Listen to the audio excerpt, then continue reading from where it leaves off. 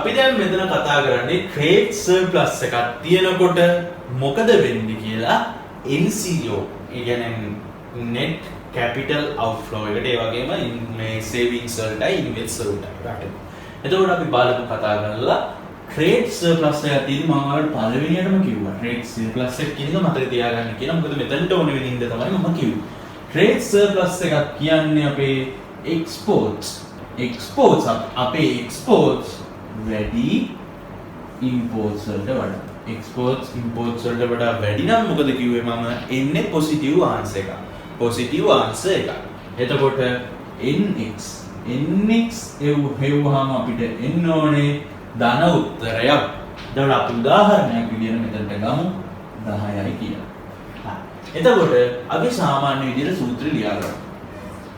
y සමානයි c ධන i ධන g ධන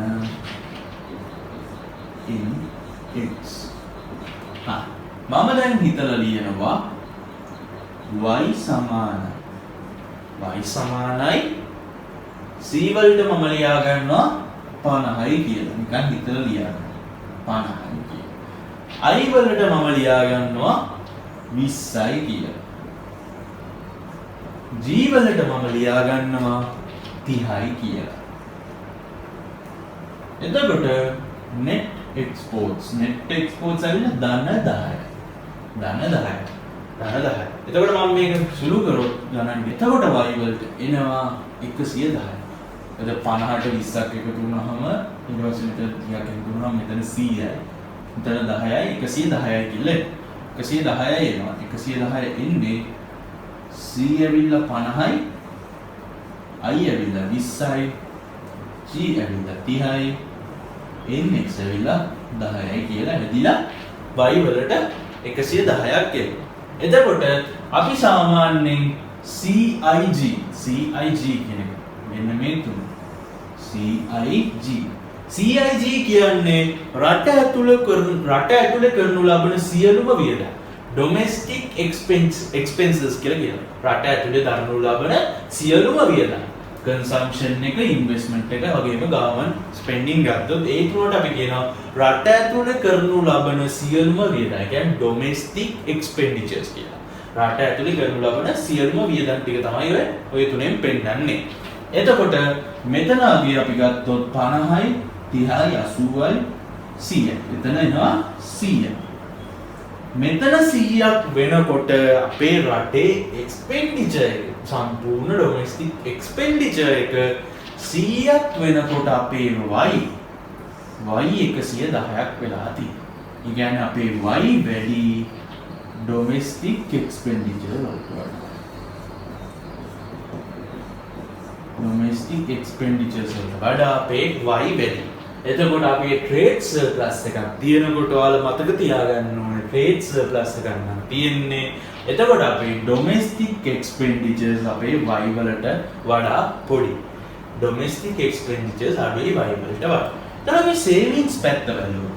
savings පැත්ත බැලුවොත් අපි කිව්වා අපිට savings ලියා ගන්න පුළුවන්. savings ලියා ගන්න පුළුවන් කියලා y ඍණ c ඍණ g කියලා. එතකොට ඒක අපි සුළු කරොත් y කියන්නේ 110යි. y කියන්නේ 110යි. එතකොට c කියන්නේ 50යි. c කියන්නේ 50යි. g කියන්නේ 30යි. g ඇවිල්ලා 30යි. එතකොට අපිට 110න් 50ක් අඩු කරලා 30ක් අඩු කරාම එනවා 30යි කියලා උත්තරය. ඒ කියන්නේ national savings ඇවිල්ලා 30යි. national savings 30යි. එතකොට අපේ savings අපේ investments ගැන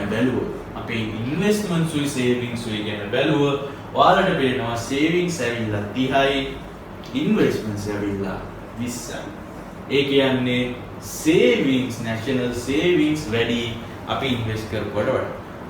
අපේ savings වැඩි අපි රට ඇතුලේ invest කරපුවට වඩා. එතකොට අපේ මේ ඉතුරු 10ට මොකද උනේ? අන්න ඒ 10 අපි යවුවා පිටරට. ඒ කියන්නේ n මෙතන මොකද උනේ? අපි මේ 10 යවුවා. මෙතන වෙනස මේ 10 අපි යවුවා පිටරටට. අපි ඒක පිටරටට යවුවා කියන්නේ ඒක capital outflow එක. ඒක capital outflow එකක්. මොකද අපි කියුවේ එළියට. රටෙන් එළියට යවලා තියෙන්නේ මෙන්න මේ 10. තේරුණානේ? එතකොට capital outflow එකක් එනවා කියන්නේ අපි ගත්තොත් net capital outflow. net capital outflow කියන්නේ capital outflow එකෙන් අඩු කරන්න ඕනේ capital inflow එක. එතකොට capital outflow එක කීයද? capital outflow එක ඇවිල්ලා 10යි. capital outflow එක 10යි. capital inflow එක 0යි. එතකොට එන උත්තරේ 10යි. එන උත්තරේ මොකක්ද? එන උත්තරේ positive. positive උත්තරය තමයි එන්නේ. ඒ කියන්නේ trade surplus එක. trade surplus එක කියන එක නිසා අපේ domestic expenditures පොඩි වෙනවා y වලට වඩා. ඒ වගේම අපේ savings විශාල වෙනවා. savings විශාල වෙනවා i වලට වඩා. ඒ වගේම එතකොට ගත්තාම එතන ඇති වෙන්නේ capital outflow එක. එතකොට net capital outflow එක ගත්තොත් එන්නේ positive answer එකක්. ඔන්න ඒ කරුණු හතර මතක තියාගන්න ඕනේ. පළවෙනි එක තමයි trade surplus එක. trade surplus එකක් නිසා මොකද වෙන්නේ? domestic expenditures කුඩා වෙනවා y වලට වඩා. ඒක තමයි පළවෙනි කරුණ. y විශාල වෙනවා domestic expenditures වලට වඩා. දෙවෙනි කරුණ තමයි අපේ savings විශාල වෙනවා investments වලට වඩා. investments වලට වඩා savings විශාල වෙනවා. එතකොට මොකද වෙන්නේ? එතනින් පෙන්නුම් කරන්නේ trade surplus එකකින් පෙන්නුම් කරන්නේ capital outflow එකක් තියෙනවා කියන එක. ඒක තමයි තුන්වෙනි කරුණ. trade surplus එකෙන් පෙන්වන්නේ capital outflow එක. එතකොට හතරවෙනි කරුණ තමයි NCO එකට. NCO ඒ කියන්නේ net capital outflow එක විදිහට එන්නේ positive answer එක. positive answer එක. ඒක තමයි හතරවෙනි කරුණ. ඔන්න ඔය කරුණු හතර මතක තියාගන්න ඕනේ. එතකොට අපි ඊළඟට කතා කරමු trade deficit එකක් තිබ්බොත් මොකද වෙන්නේ කියලා. දැන් අපි කතා කරමු trade deficit එකකදී මොකද වෙන්නේ කියලා. trade deficit එකකදී මොකද වෙන්නේ? trade deficit එක කියන්නේ මොකක්ද කියලා මම ඔයාලට කලින් කිව්වා මතක ඇති. එතනදී මොකද වෙන්නේ? x කියන එක නැත්නම් exports කියන එක කුඩායි imports වලට වඩා. එතකොට මෙතන එන්නේ මොකද්ද? negative answer එක. negative answer එකක් තමයි එන්නේ net exports වලට. net exports වලට එන්නේ මොකද්ද? negative answer එක. එතකොට අපි අර විදිහටම අපේ පුරුදු සූත්‍ර ලියාගමු. y සමානයි c ධන i ධන g ධන nx. එතකොට ගත්තහම අපි y වලට ලියා ගන්නවා.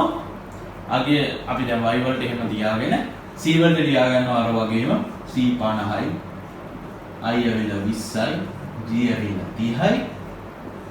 මෙතනදී net exports ගත්තොත් ඍණාගයක් එන්නේ. ඍණ 10යි. මොකද නෙගටිව් answer එකක් එන්නේ මෙතන තියෙන deficit එක. එතකොට අපිට y වලගේ ලියා ගන්න පුළුවන් 50යි 80යි 100යි 90යි y වල. එතකොට ඔයාලට පේනවා මෙතන ගත්තොත් කියන අපි domestic expenditures ගත්තොත් domestic expenditures තියෙනවා 100. මෙතනදී මොකද වෙලා තියෙන්නේ? අර කියන්නේ පැත්ත වෙලා y කියන එක කුඩායි domestic expenditures වලට වඩා. y කියන එක කුඩා වෙලා තියෙනවා domestic expenditures වලට වඩා. y 90යි domestic expenditures 100. එතකොට අපි ඊළඟට බලමු ඊළඟ කොටස අපි savings කරමු. savings කියන්නේ y ඍණ c ඍණ g.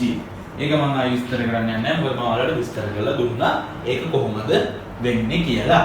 එතකොට y ඍණ c ඍණ g නම් එතකොට අපි ඒක ආදේශ කරගත්තාම 90 y කියන්නේ 90යි c ඇවිල්ලා 50යි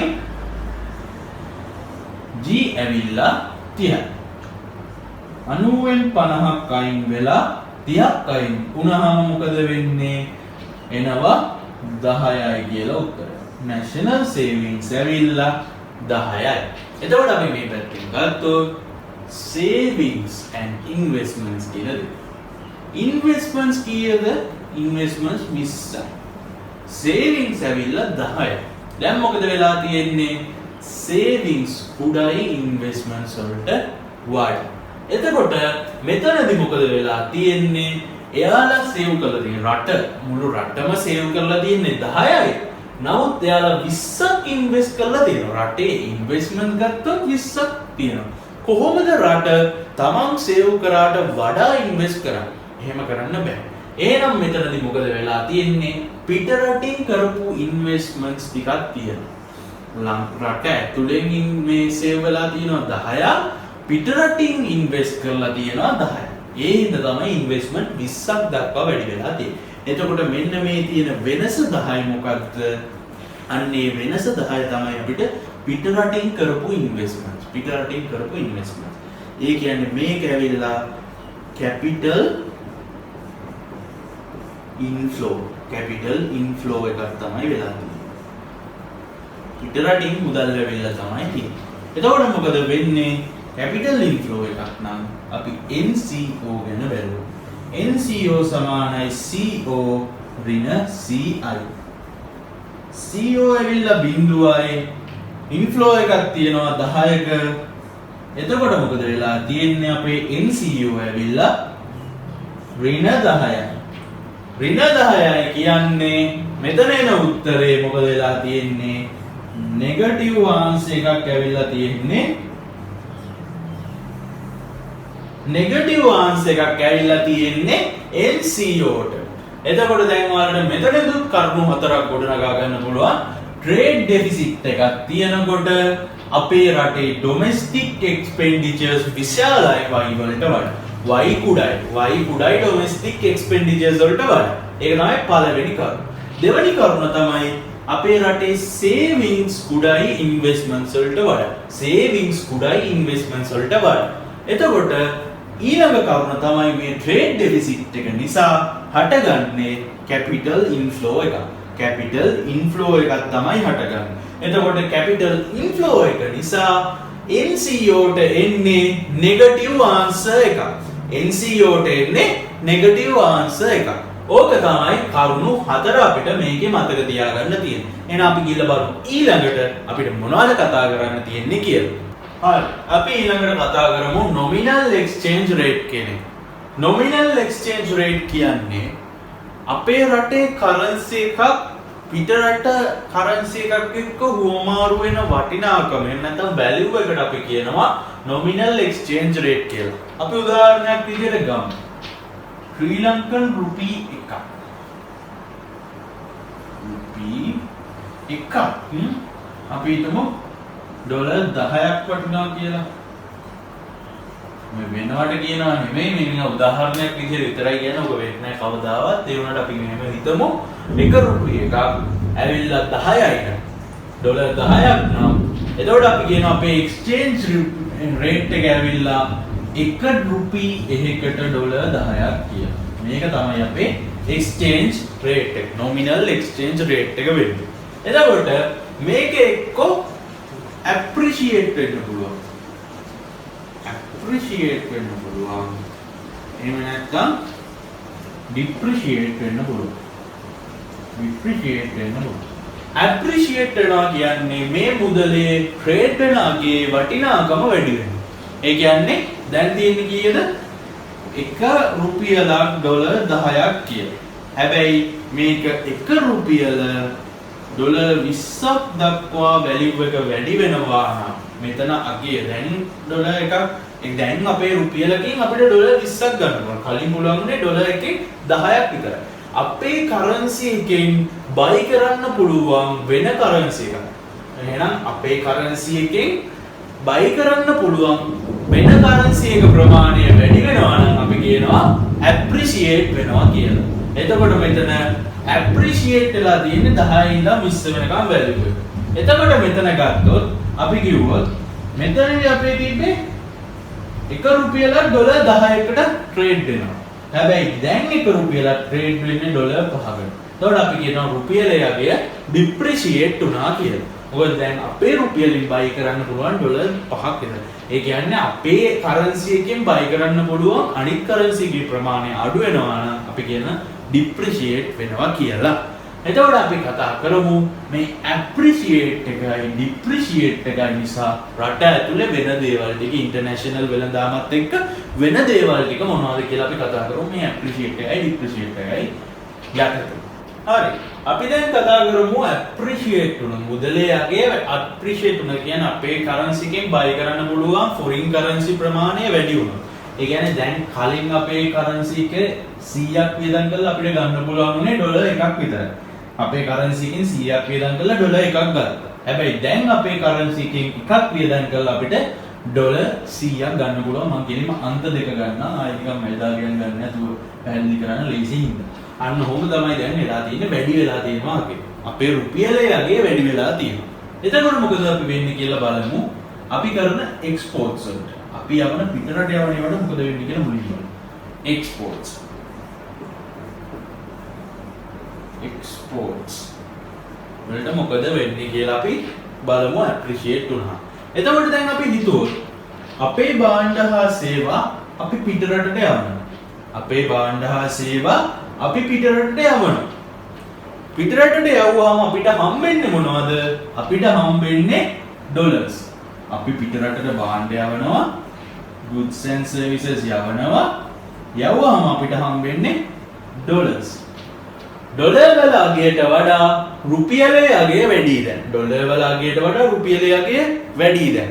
එතකොට අපිට මේ ඩොලර්ස් හම්බෙන එක පාඩුයි. අපිට මේ ඩොලර්ස් හම්බෙන එක පාඩුයි. මොකද අපේ රුපියලේ අගය වැඩි. ඒ හින්දා මොකද කරන්නේ අපි එක්ස්පෝර්ට්ස් අඩු කරනවා. එක්ස්පෝර්ට්ස් ඩිස්කරේජ් කරනවා. එක්ස්පෝර්ට් කරන කට්ටියව ඩිස්කරේජ් කරන්න පටන් ගන්නවා. එක්ස්පෝර්ට් කරන්න එපා කියලා කියනවා. එක්ස්පෝර්ට් කරන කට්ටියව ඩිස්කරේජ් කරනවා. එතකොට අපි හිතමු ඊළඟට ඉම්පෝර්ට්ස් වලට මොකද වෙන්නේ කියලා. ඉම්පෝර්ට්ස් වලට මොකද වෙන්නේ? ඉම්පෝර්ට්ස් වලට මොකද වෙන්නේ කියලා. ඉම්පෝර්ට්ස් කියන්නේ අපි පිටරටින් ගෙන්නනවා. අපි දැන් පිටරටින් goods and services ගෙන්නනවා නම් අපිට මොකද වෙන්නේ? මෙහෙ තියෙන්නේ ඩොලර් වලින්. මෙහෙන් අපි ගෙවන්නේ රුපියල් වලින්.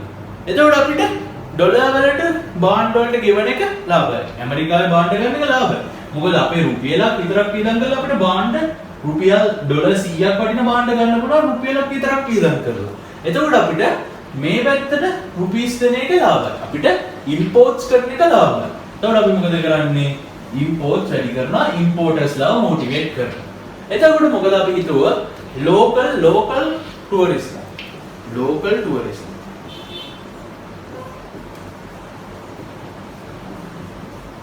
ලෝකල් ටුවරිස්ට් ගත්තොත් එයාලා අපේ රට ඇතුළේම තැනකට අපේ රටේම තැනකට එනවා කියන හිතමුකෝ. අපේ රටේ තැනකට එනකොට අපි කැමති ලෝකල් ටුවරිස්ට් දෙනවා හින්දා මොකද එයාලා රුපියල් වලින් ගෙවන්නේ. මොකද රුපියලයේ වැඩි.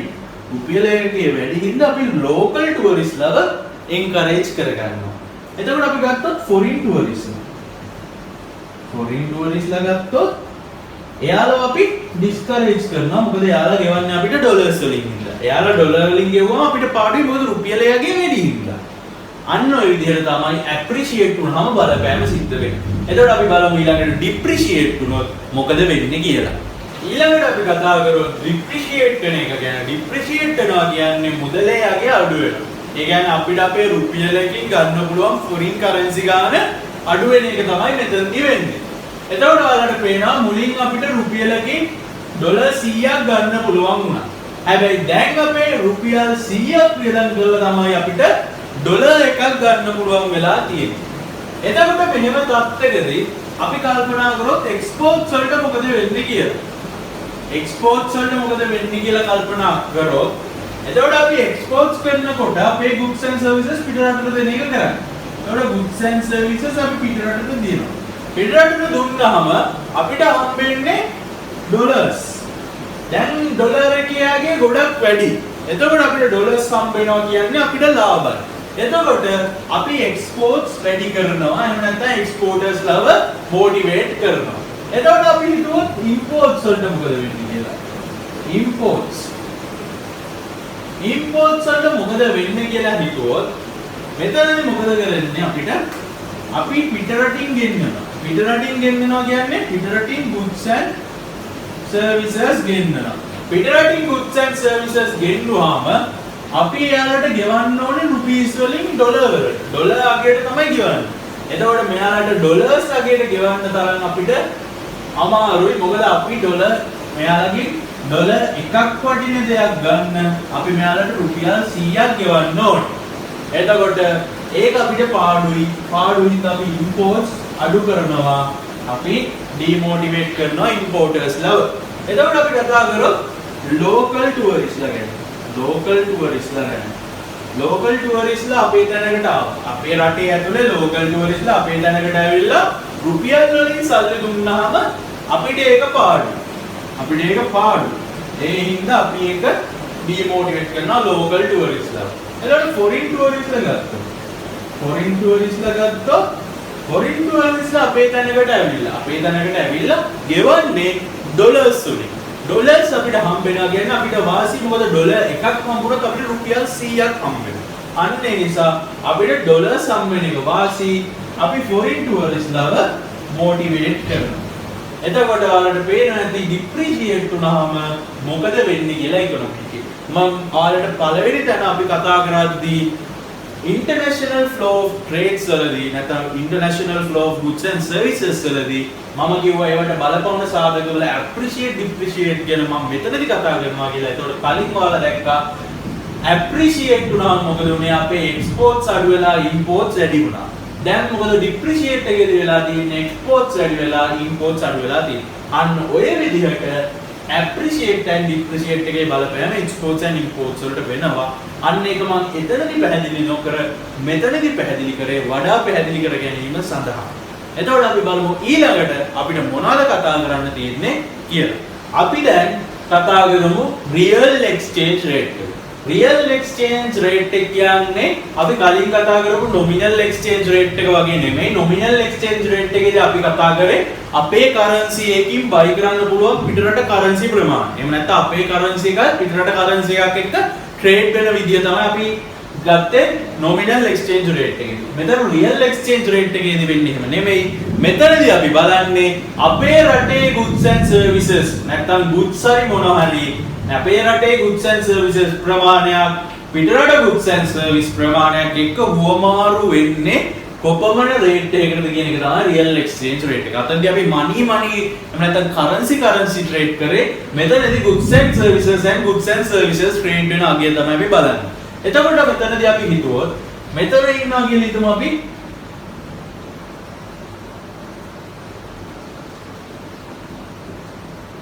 මේ ඇමරිකාවෙන් ඉපදවනු ලබන බියර් එක. මේ USA වල බියර් එක. USA beer. හා එතකොට ඔය කොහොම තියෙද්දි අපේ තුමු අපේ ශ්‍රී ලංකාවේ අපි හදනවා කියලා memory chip අපි හදනවා. SD කාඩ් හදනවා ශ්‍රී ලංකාවේ. මම හිතුවා. හරි. එතකොට දැන් අපි මුලින්ම දැනගන්න ඕනේ මේක හොයන්න නම් පළවෙනියටම මෙන්න මේක USA වල මිල කීයද කියලා.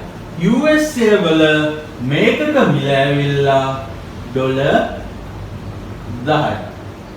ඩොලර් 10ක් වෙනවා USA වල. මේ අපි බැලුවේ මොකද්ද? මේ තියෙන්නේ foreign price එක. foreign price එක තමයි මේ ඩොලර් 10 කියන්නේ. එතකොට අපි දැනගන්න ඕනේ ඊළඟට අපේ මේ SD කාඩ් එක මිල කීයද කියලා. අපි කියනවා SD කාඩ් එකක් ඇවිල්ලා රුපියල් 2යි කියලා. රුපියල් 2යි. අපි හිතමු මේ උදාහරණයක් විතරයි රුපියල් 2යි කියලා. ඒ ඇවිල්ලා මොකද්ද? domestic price එක. අරක මොකද්ද? foreign price එක. මේක ඇවිල්ලා domestic price එක. එතකොට අපි දැනගන්න ඕනේ ඊට පස්සේ ඩොලර් එකකට හුවමාරු වෙන රුපීස් ගාන කීයද කියලා. එතකොට අපි කියමු ඩොලර් එකක් ඇවිල්ලා ඩොලර් එකක් ඇවිල්ලා වමාරු වෙන්නේ රුපියල් 2කට කියලා. ඩොලර් එකක් සමානයි රුපියල් 2යි කියලා අපි හිතමු. රුපීස් 2යි. ඩොලර් එකක් ඇවිල්ලා රුපීස් 2යි. එතකොට මේ ඇවිල්ලා මොකද්ද? මේ ඇවිල්ලා අපේ nominal exchange rate එක. nominal exchange rate එක. එතකොට දැන් මොකද කරන්නේ? අපි දැන් බලන්න ඕනේ මේ බියර් එක ගන්න නම් අපි SD කාඩ් කීයක් දෙන්න ඕනද කියලා. අන්න ඒකට තමයි අපි කියන්නේ real exchange rate එක කියලා. මේ බියර් බෝතලේ ගන්න අපි SD කාඩ් කීයක් ඇමරිකාවට දෙන්න ඕනද කියන එක තමයි real exchange rate එක කියන්නේ. එතකොට අපි එක SD කාඩ් එකක් නිපදවුවොත් අපි එක SD කාඩ් එකක් නිපදවුවොත් ඒකේ වටිනාකම රුපියල් 2යි. රුපියල් 2ක් කියන්නේ ඩොලර් එකක්. එතකොට අපි එක SD කාඩ් එකක් නිපදවුවා කියන්නේ අපි ඩොලර් එකක් නිපදවුවා වෙනවා. එතකොට මෙතනද අපි SD කාඩ් එකක් මේ SD කාඩ් දීලා බියර් ඩොලර් 10ක් වටින බියර් බෝතලේ ගන්න නම් අපි SD කාඩ් 10ක් දෙන්න ඕනේ ඇමරිකාවට. ඇමරිකාවට SD කාඩ් 10ක් දුන්නොත් තමයි අපිට අර බියර් බෝතලේ හම්බෙන්නේ. අන්න ඔක තමයි real exchange rate එක කියන්නේ. එතකොට ලංකාවේ මෙතන exchange rate එක ගත්තොත් එක බියර් බෝතලයකට SD කාඩ් 10ක් දෙන්න ඕනි කියන එක තමයි අපේ real exchange rate එක වෙන්නේ. එතකොට මේකේ සමීකරණය ගත්තොත් ඔන්න ඕකට තමයි අපි කියන්නේ real exchange rate එකේ සමීකරණය කියලා. ඔන්න ඔය විදිහට තමයි අපිට real exchange rate එක පැහැදිලි කරන්න පුළුවන්. එතකොට අපි ගිහිල්ලා බලමු ඊළඟට අපිට අන්තිමට මොනවද කතා කරන්න තියෙන්නේ කියලා. ඊළඟට අන්තිමටම අපිට කතා කරන්න තියෙන්නේ purchasing power parity කියන මේ theory එක ගැන. මෙතනදී purchasing power කියන්නේ මොකක්ද කියලා අපි දැනගන්න ඕනේ මුලින්ම. purchasing power කියන්නේ මොකක්ද කියන එක. purchasing power එක කියන්නේ අපේ income එකෙන් අපිට මිලදී ගන්න පුළුවන් භාණ්ඩ හා සේවා ප්‍රමාණය. අපි දැන් කියමු අපිට 1000ක ආදායමක් තියෙනවා. එතකොට රටේ අපි මිලදී ගන්න භාණ්ඩවල මිල 10යි කියමු. භාණ්ඩ මිල 10යි. P ඇවිල්ලා 10යි. එතකොට අපි මේ 1000 කියන එක 1000 කියන අපේ income එක 10න් බෙදුවොත් ඔන්න අපිට භාණ්ඩ 100ක් ගන්න පුළුවන්. අපිට මේ අපේ 1000 කියන income එකෙන් භාණ්ඩ 100ක් මිලට ගන්න පුළුවන්. එතකොට අපේ purchasing power එක වෙන්නේ මෙන්න මේ 100. ඒ කියන්නේ අපේ purchasing power එක කියන්නේ අපේ ආදායමෙන් මිලදී ගන්න පුළුවන් භාණ්ඩ හා සේවා ප්‍රමාණය. එතකොට මේ purchasing power parity කියන theory එකෙන් කියන්නේ මෙන්න මේ අපේ ආදායමෙන් මිලට ගන්න පුළුවන් භාණ්ඩ හා සේවා ප්‍රමාණය කොයි රටකදී වුණත් සමාන වෙන්න ඕනේ කියලා. ඒ කියන්නේ අපි උදාහරණයක් විදිහට මම රුපියල් 1000ක් අරන් ගිහිල්ලා අපේ ලංකාව ඇතුලේ රාබු ගෙඩි 100ක් අරන් එනවා නම් රුපියල් 1000ක් අරන් ගිහිල්ලා රාබු ගෙඩි 100ක් අරන් එනවා නම් මම ඇමරිකාවට ගියත් මගේ රුපියල් 1000ට රාබු ගෙඩි 100ක් හම්බෙන්න ඕනේ. මම ඕස්ට්‍රේලියාවට ගියත් මගේ මේ 1000ට රාබු ගෙඩි 100ක් හම්බෙන්න ඕනේ. මම ඉන්දියාවට ගියත් මගේ මේ 1000ට රාබු ගෙඩි 100ක් හම්බෙන්න ඕනේ කියන එක තමයි මෙන්න මේ purchasing power parity කියන එකද කියන්නේ. මගේ ආදායමේ තියෙන purchasing power එක කොතන මොන ලෝකේ කොතන හිටියත් ඒක සමාන වෙන්න ඕනේ කියන එක තමයි මේ theory එකෙන් කියන්නේ. හරි. එතකොට අපිට open economy සම්බන්ධව කතා කරන්න තියෙන උත්තරයි. එතකොට මෙතනින් macro economic basics ටික ඉවර වෙනවා. ඒ වගේම අපිත් දිගටම රැඳිලා හිටියට බොහොම ස්තුතියි. ඒ වගේම අනිත් සබ්ජෙක්ට් එකකට ගොඩ යන්න ඒ වලටත් දිගටම රැඳී ඉන්න කියලා අපි ඉල්ලන ගම මේ වීඩියෝ ෂෙයා කරන්න, ලයික් කරන්න, ඒ වගේම යට තියෙන subscribe එක ඔබන්නත් අමතක කරන්න එපා. දිගටම අපිත් එක්ක රැඳිලා ඉන්න ඔයාලට අනිවාර්යෙන් ඔක්කොම සබ්ජෙක්ට් ටික ගොඩ යන්න පුළුවන්.